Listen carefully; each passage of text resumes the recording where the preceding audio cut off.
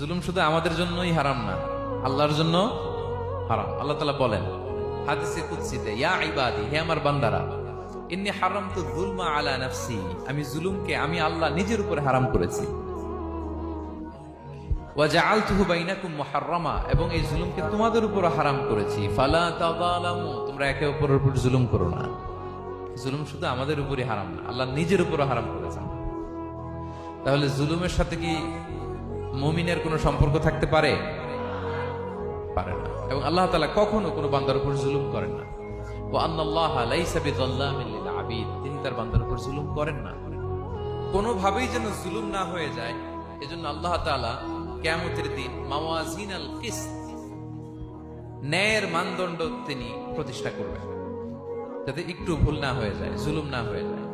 আমরা মাঝে মাঝে দোকান থেকে বস্তায় বস্তায় চাল নিয়ে আসি না, চাল দেখা যায়